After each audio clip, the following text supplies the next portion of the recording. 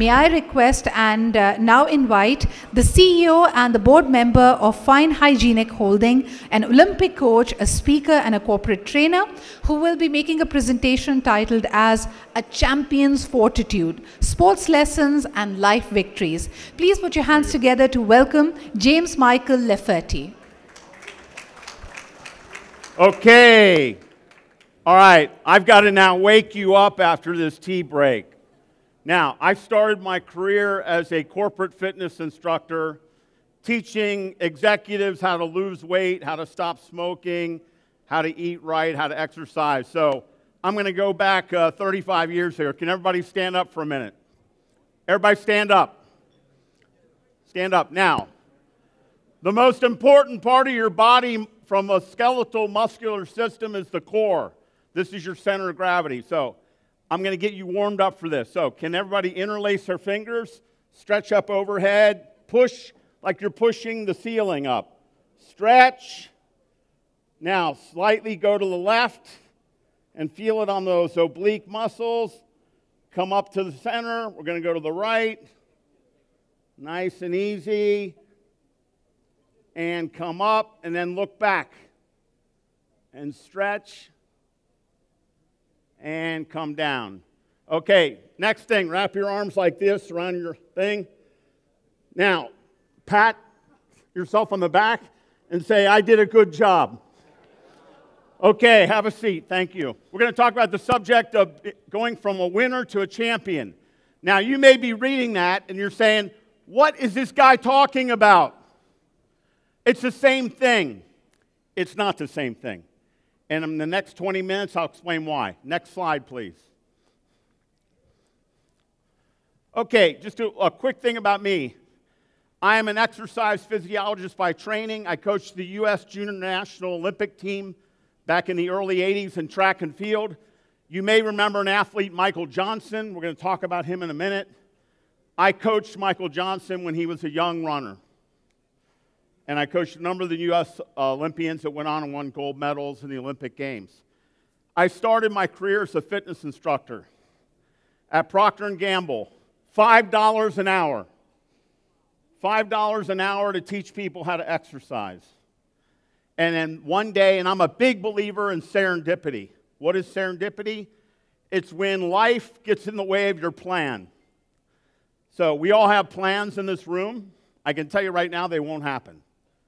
But it might be better. I was going to coach and teach the rest of my life and make no money. Make no money at all. And I had this brand manager in my program, and I was teaching him how to exercise.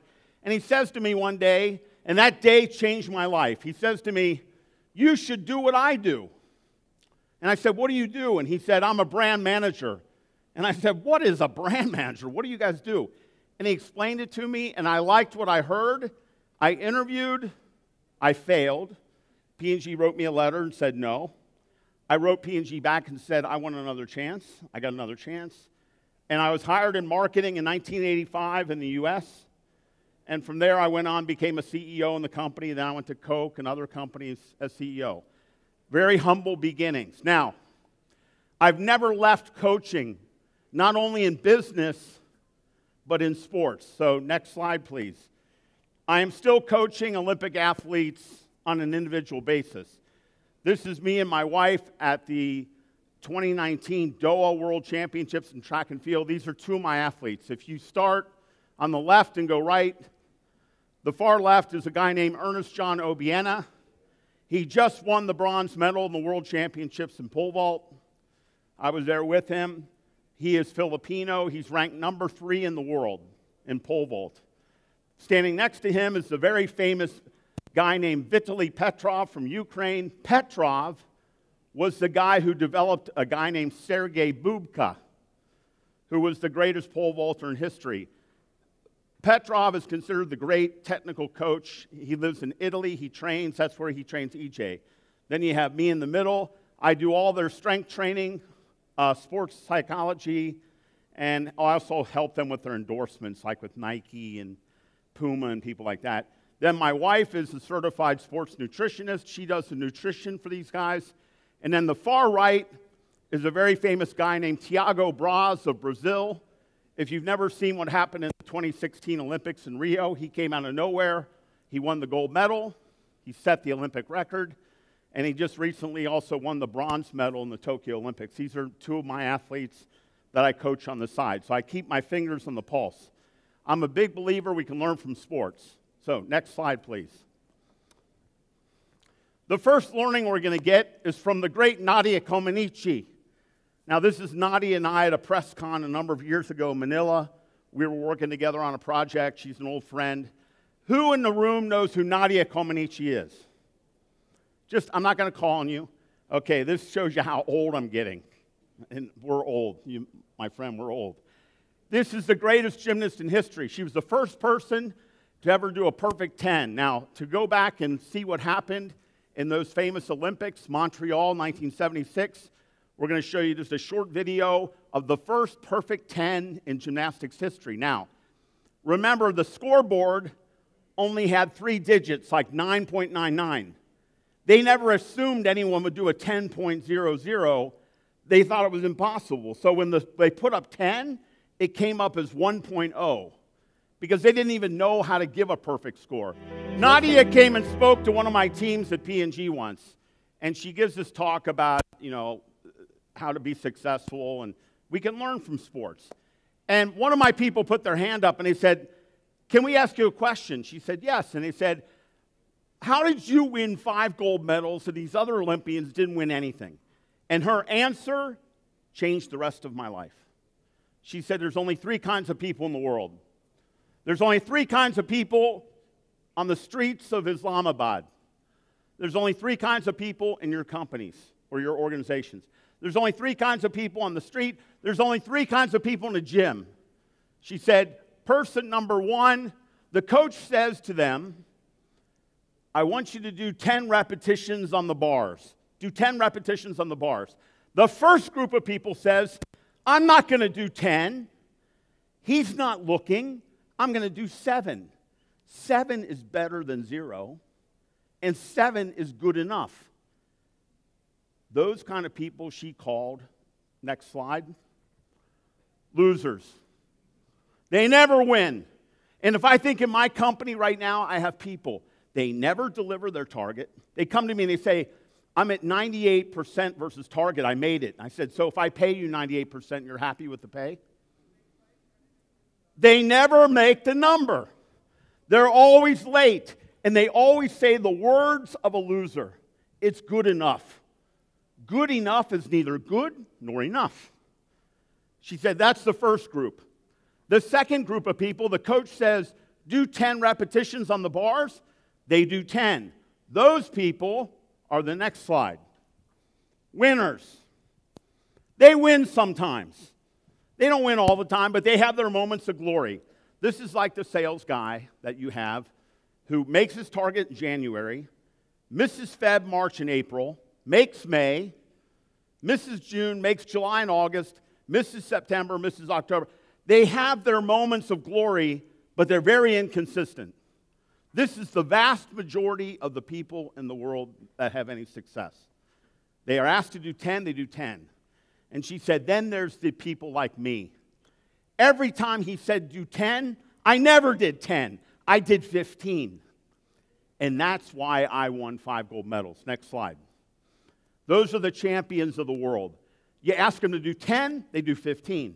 They always over-deliver, and they always go beyond. Next slide, please.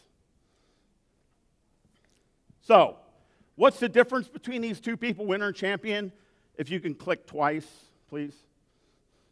The winner wins from time to time. The winner in business has modest growth. They grow a little bit. They grow 2%, 3%, 4%. They don't decline, but they grow a couple of percent. The champion consistently wins, and when they grow 20%. They grow 30%. They blow it out. There's a difference between a winner and a champion. Let's take like tennis. I was talking in the car yesterday to one of my sales guys. He loves tennis. Champion, Federer, Nadal, Djokovic. Winner, Andy Roddick. He won 1 U.S. Open. What's the difference between Federer and Roddick? 21 championships difference. The champion wins consistently, time after time after time. Next slide, please. So, how do these champions approach their work? If you could click a couple of times again. There was a study done on champions back in the late 80s. I consider this a landmark study for any business person on what, if you want to build a sustainable company, this is the study to read. They studied teams like Bayern Munich, like Manchester United. Why do these teams consistently win across decades? Real Madrid, Barcelona, Juventus, Arsenal, Chelsea. Why do they win and other teams in the English Premier League don't win and then they get relegated to the second division? What's the difference? So they did a study, and I'm going to review with you quickly here the results of that study. Next slide. It's all about principles, if you can click a few times here. Okay? Everything in life has a game, a way to play the game. Let's take my business. Do you know what I do for a living? I wipe your butt because I sell toilet paper. I sell toilet paper. Now, toilet paper has a business model, a game. What's the game? Get a good product that's soft on your bum, price it right, put it in the store, have nice packaging, run some TV ads. You know, people going, oh, it's so soft. It's so soft. Run some ads. That's the game.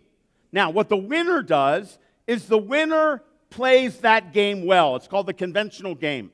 Whatever business or organization you're in, today there's a standard game, the way to play the game. The losers don't play the game at all very well. The winners play the game well. But the champion innovates and changes the whole game. They change everything, how you think about it. Now, I learned that, next slide, from this gentleman. You may know him, Edwin Moses. This is Edwin and I.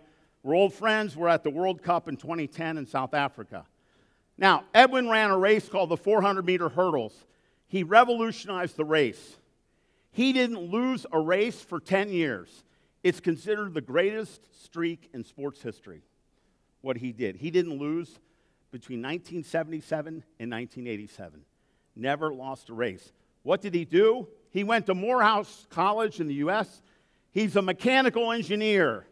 He applied engineering principles to the race of 400 meters, and he changed how the whole race is run for everybody to this day.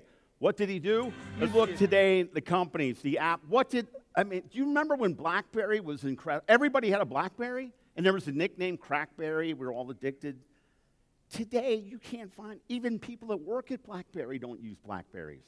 What took them out? Innovation. You got to ask yourself, what's your 12-step equivalent? He went from 13 to 12, alternated legs, everyone laughed. Now everybody does that. You can't even be competitive in the 400-meter hurdles if you don't do that. What is your 12th step? Next slide. Okay, click ahead a little bit. All right. Everybody takes risks. The winners will take modest risks, but winners always do something in meetings. They acknowledge reality. Here's what a winner says. You say to your salesperson, I want 20% growth. They say, okay, boss, we're going to go for it.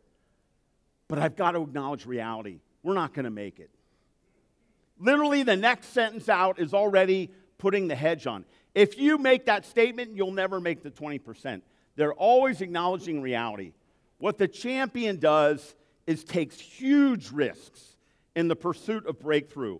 The words, it's impossible, are not even in their vocabulary. Now, I met a guy, and I became good friends with this guy, who removed the words, it's impossible, out of my vocabulary. I used to say it's impossible. I have not said it in the last 15 years. Everything's possible. Who did I learn this from? Next slide. Eric Weinmeier. Now you look, you say, this is he and I together on the summit of Kilimanjaro, the tallest mountain in Africa. You say, oh, big deal. Everybody climbs Kilimanjaro. That's a joke. It's a 5-day hike. Yeah, but Weinmeier is blind. He's blind. He's the only blind person in human history to do the 7 summits, including Mount Everest. The only man to climb the 7 summits blind. He's 100% blind with fake eyeballs.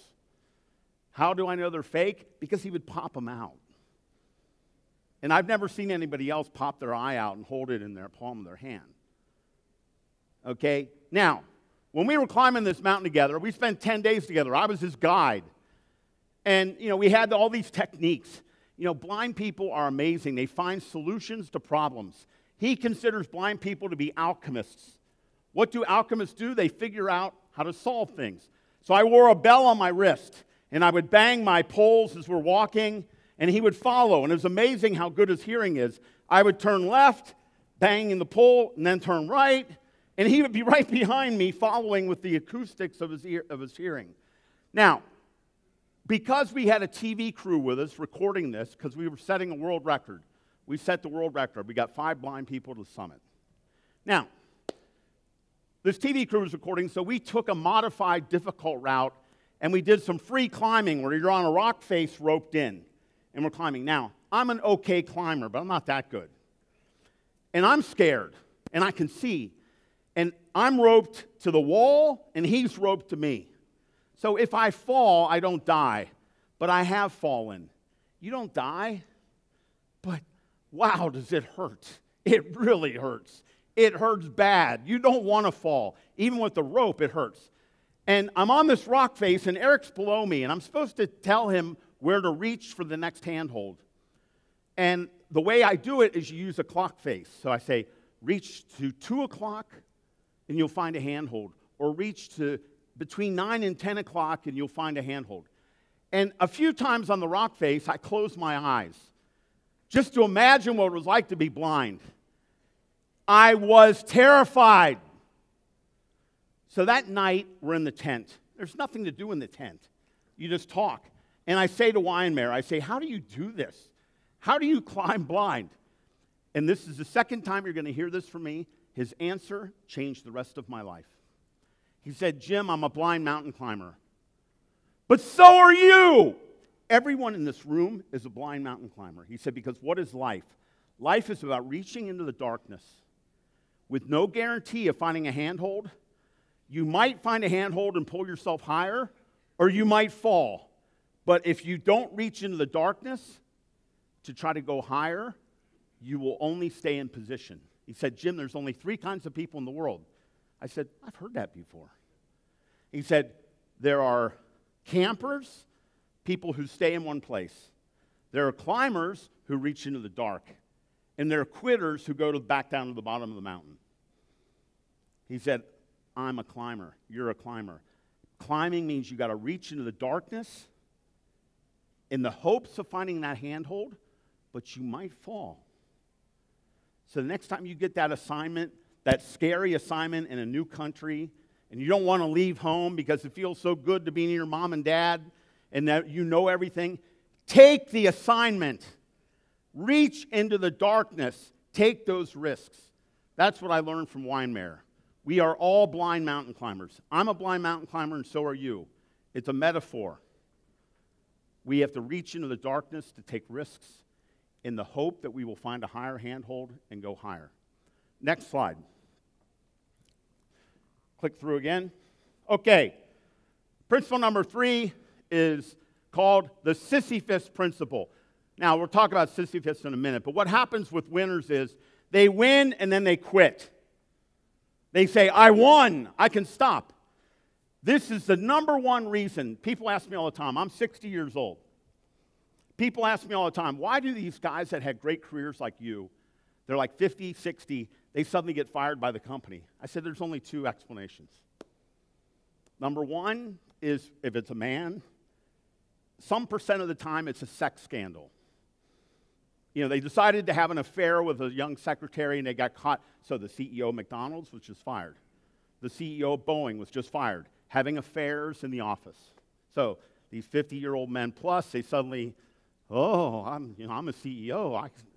She's attractive, blah, blah, blah. That's reason number 1. Reason number 2 is they forget this principle. They live off the past.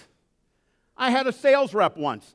It's 2008. and I fire him. He comes to me. Look at this award I won in 1997, Salesman of the Year. I said, hey, congratulations. He said, I won it also in 1992. I said, congratulations, but it's 2008. You can't live off the past. And athletes know that. Athletes know that. You know, one of the greatest cricket players in this country was Imran Khan.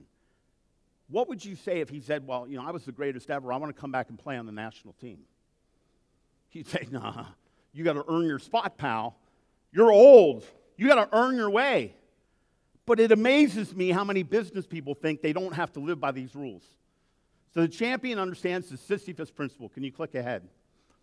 Okay, what is the Sisyphus principle? Okay, one more. Keep going. This is Sisyphus from Greek mythology. He was banished by the gods to roll the same stone up the same hill every single day of his life. We are all Sisyphus. What does this mean? This means you got to re-earn your pay every day. You can't live off what you did last year. Said another way, next slide. You want to know it in simple terms? Success is never owned, it's rented. And the rent is due every day. If you have an attitude that every day when you wake up, you go to the office or you go wherever you work, you say, I'm going to re-earn my pay today, you're going to have an amazing career. But if you start living off the plaques on the wall, you're going to get fired. E.J. Obiena, my pole vaulter, the day after the World Championships, he went to dinner that night and had a celebratory dinner. He called me the next morning and said, Coach, what are we doing to train? I got to train for the Olympics in Paris. That's what champions do.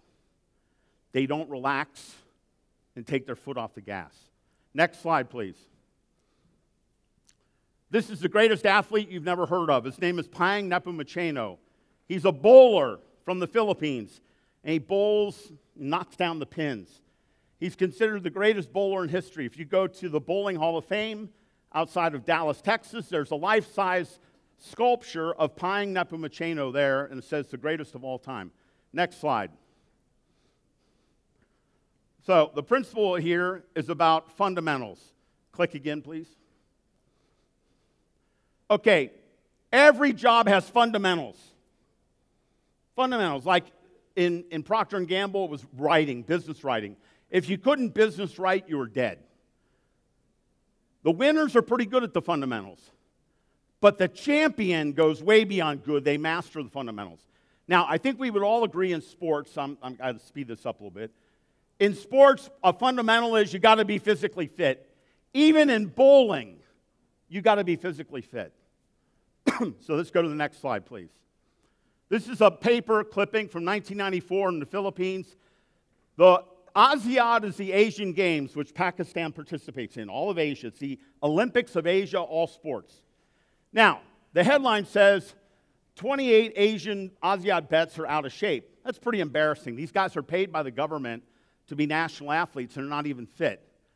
But look at the cutout. The medical staff, however, gave three-time world champion Payeng Nepomuceno the highest overall rating.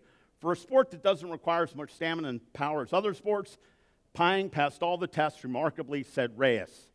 So let me get this straight. The Philippine team's 700, 800 athletes, he was a better fit than the marathon runners and stronger than the weightlifters. A bowler.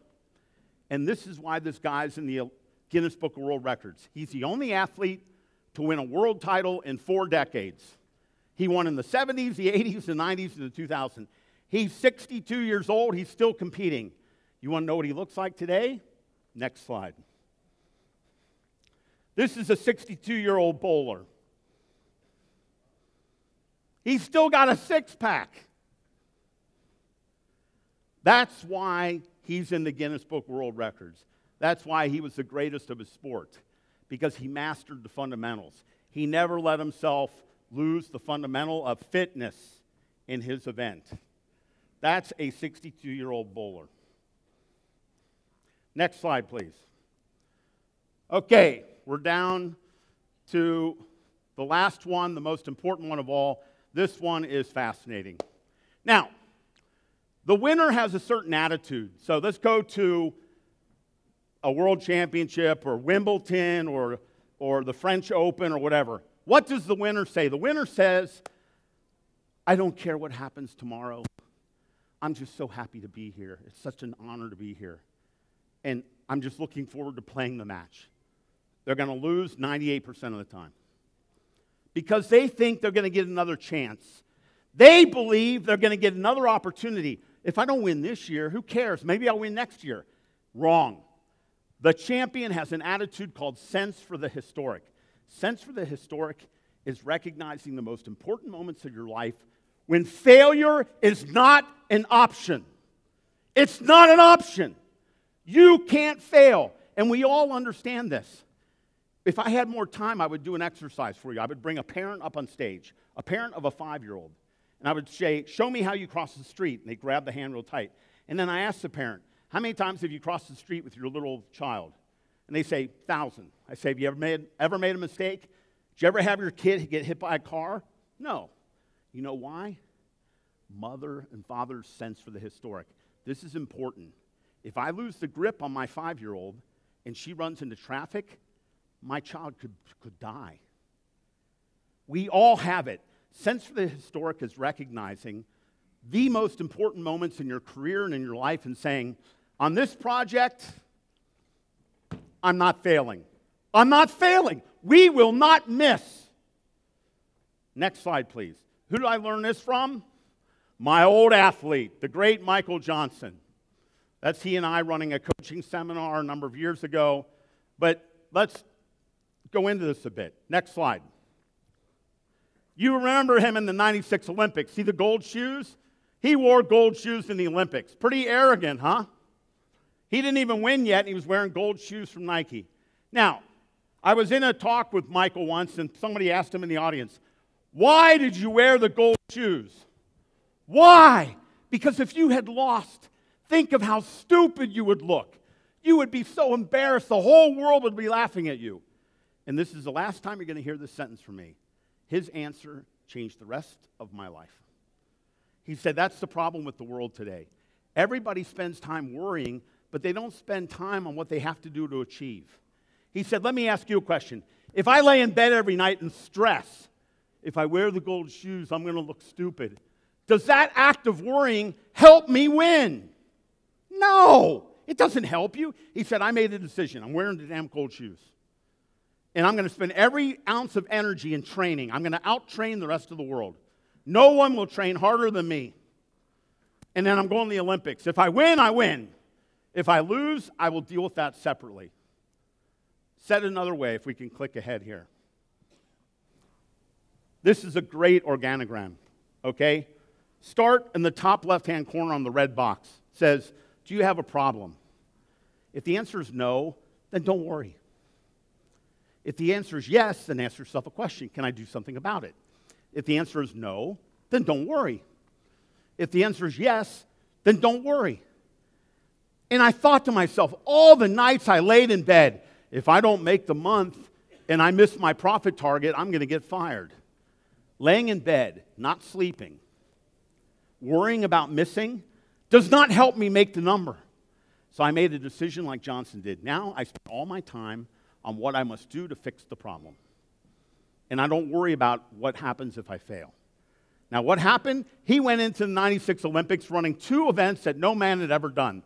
The 200 meters, which is half a lap, and the 400 meters, which is a full lap. It's a double that has never been done in history and it's never been done since. 96 Olympics in Atlanta. What happened? 2 Olympic golds, 2 Olympic records, 1 world record. Now, interesting fact about Johnson. I've known him since he was a kid.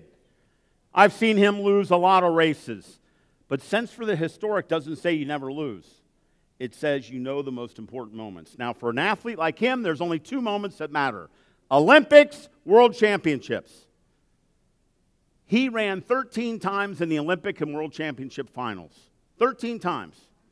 You know how many gold medals he won out of 13 times? 13 gold medals. He never lost an Olympic or World Championship final. That is sense for the historic. You know the greatest moments in your life when you can't miss. When you can't miss. My job, I love the Levant region, Jordan. I worked there for a while with P&G, and then I left. Now, Jordan's a little country, 10 million people. There's not a lot of jobs there. I never got a headhunter call saying, would you go back to Jordan? For 20 years, I never got any of that call. Then one day, I get a phone call from Dubai from private equity, and they say, we're looking for an independent director of a company in Jordan called Fine Hygienic Holding. Are you interested? I said, absolutely. I went home, and I studied the entire board of directors. I memorized everything about them. I researched them for 30 hours because I was the only non-Arab to be interviewed for the board seat. So it's already, I'm in last place. I got the job because I made sure, and I told my wife, I'm never going to get another call like this. I'm 55 years old. This ain't going to happen. I can't say it'll come next year. That doesn't work. Sense for the historic. And I said, I will study.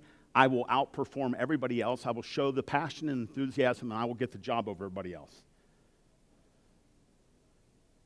And I'm now, today, the first in 65 years, non-Arab, non-Arabic speaking, and I'm an American CEO of the biggest FMCG in the Middle East. Sense for the historic. What's my advice to you guys? Next slide. Put your gold shoes on, folks. Why do I come here? I'll tell you why I come to my friend Mohammed. Every time he calls me, I come. I'll tell you why. This place invigorates me.